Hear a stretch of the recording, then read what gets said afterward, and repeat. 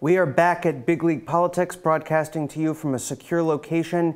We are joined now after the Diamond and Silk hearing in the House Judiciary Committee today with a very special person, Thaddeus Dion Alexander. He watched the hearing. He has some thoughts. He wants to tell our viewers what he thought about the Diamond and Silk hearing. Thaddeus, thank you for joining us. Hey, thank you for having me. Thaddeus, what were your thoughts? You saw two African-American women who are very popular with white people, black people, people of all creeds and colors, testifying before some very powerful people today. And what did you think of how they did?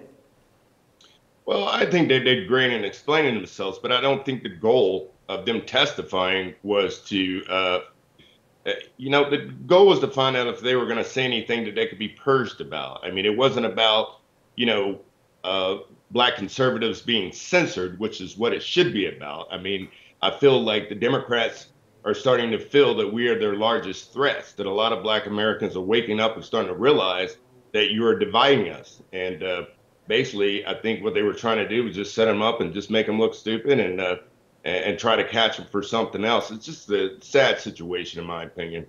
Yeah, Hakeem Jeffries, the Democrat from New York, tried to set them up for perjury. They said that they weren't paid by the Trump campaign, and then Jeffries pulls out this FEC report revealing that they were compensated about $1,000 for a plane flight that they took with Laura Trump.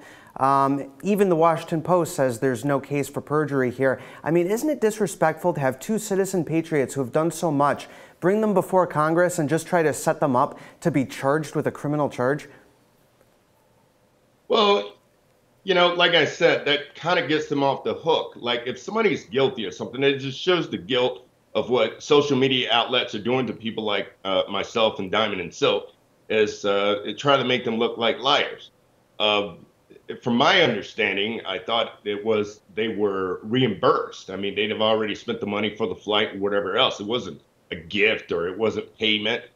These are things that we believe in, but they want to try to convince the American people that we're doing it for money. Thaddeus, I want to get your thoughts on what's happened over the last couple of days with Kanye West.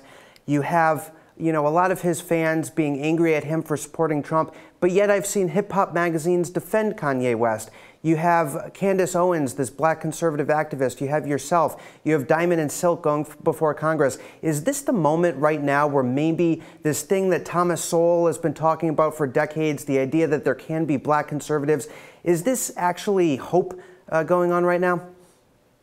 I think there's a lot of hope, especially when you get somebody like Kanye West, who you never know what's going to come out of his mouth. But at times it looks like more and more Black conservatives are starting to wake up and starting to speak up, and they're not concerned about what family thinks, what friends think, or their employers. A lot of us that speak out for themselves, such as Kanye, myself, Diamond and Silk, and many others, we work for ourselves. We don't have to worry about backlash from anyone.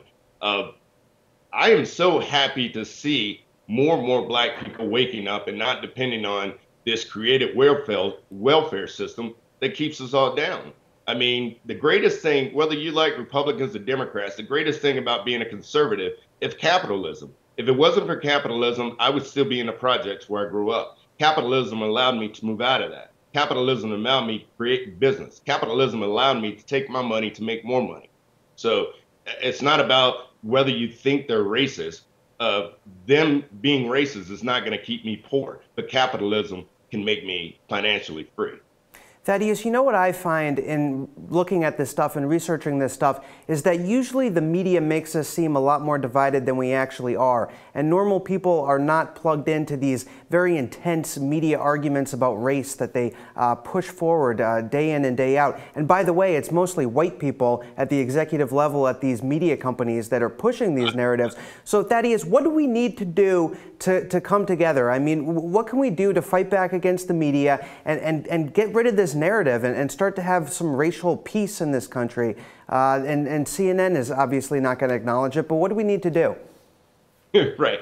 It's funny that you said that it's mostly Caucasian Americans that are making this complaint. I spoke in Charlottesville and against the removal of the Robert E. Lee statue, and there were about 30 women in their mid-30s to 40s that were calling me a white supremacist. It was the funniest thing that I've ever seen in my life. Not one Black person.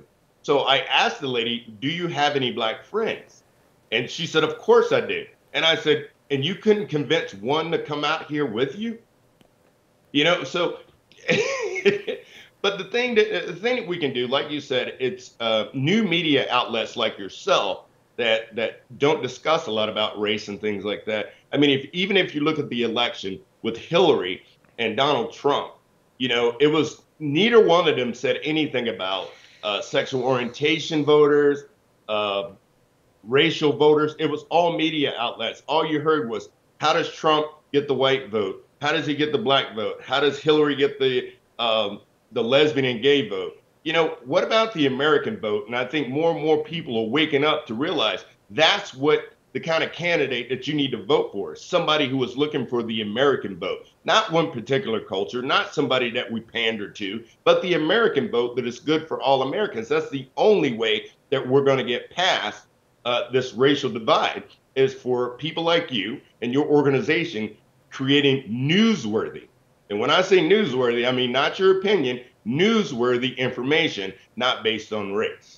Yeah, it's incredible you say that, because so many of these media people in D.C. and New York, when I go up there, sadly, every now and then, and I have to talk to some of these people, they're mostly privileged, white, young people who have been taught that, they're moral or they're just because they fight for what they feel is racial equality, and yet they're completely disconnected. And I think they showed that today by coming so hard against Diamond and Silk, who are these amazing American success stories, these populists, these people who just took it upon themselves to start making videos. They got millions of followers. They're testifying before Congress, and now all these liberals who claim to be so not racist are attacking them. I mean, what needs to happen here? Do more people need to speak out? I mean, do some of these mainstream media people need to be replaced, or maybe look inward at what they're doing wrong? I mean, what's the way forward? What can we practically do with our viewers here today to try to make some progress? Well, basically what I think is, first of all, you got people talking about things that they have no clue about. You take, as far as like the Second Amendment, you ask people about guns and they can't even identify one or have ever shot one or know what it is. Right. And that goes the same thing with people who grew up in poverty.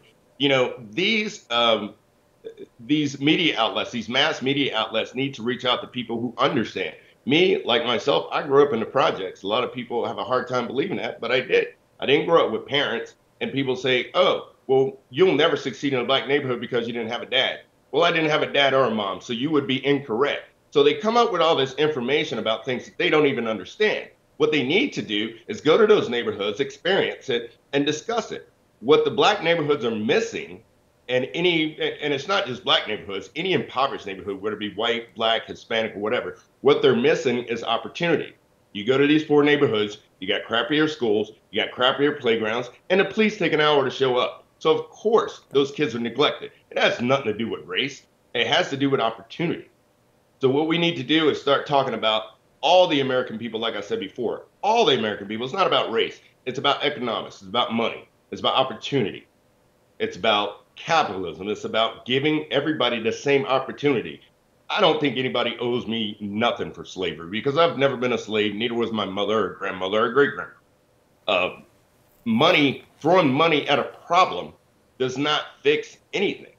Mm-hmm. Money doesn't fix anything. Somebody can give their kids everything in the world and not spend 1 minute with them, time, or show them or teach them, they will fail. That's the same thing with black neighborhoods and impoverished areas. Yep. Now, do you think Kanye West actually has a political future? What if he ran as Donald Trump's running mate in 2020? If Trump decided to bump Mike Pence and put in Kanye West, would you vote for that ticket, Trump West, and set up Kanye for 2024? Trump may not seem to be the smartest guy in the world, but I think he's a little smarter than that. Kanye it depends on the weather. It's just like this weather in Virginia. It snows one day, then it's 90 degrees the next. I don't know where he's going to go with that. We need somebody consistent. How can I say this being nice? I don't like to say bad things about people. I like Kanye. I really don't listen to his music, but some of his outbursts have been just kind of shocking. So no, I would not. Let's just leave it like that.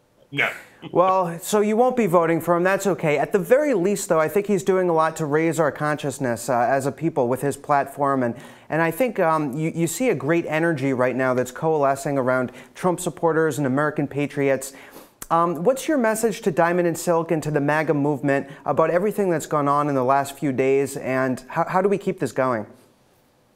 I think we need more and more people to come out and speak against what they're doing to black conservatives. I mean, it's just like, it just shows how the Democratic Party have suppressed us for 400 years, you know, in different ways. It started with slavery, then it went to welfare system, and now it's going to keep us quiet. So they want to keep us suppressed while they find another voter base, which I think is illegal and legal immigrants. You know, they need to replace us because more and more of us are waking up. Yep. Well, Thaddeus, you've certainly woken up, and we all really appreciate it. And we appreciate the work you do. And thanks so much for joining us today. Hey, thank you for having me on. All right. Thank you, sir. Good luck to you. Have a good day.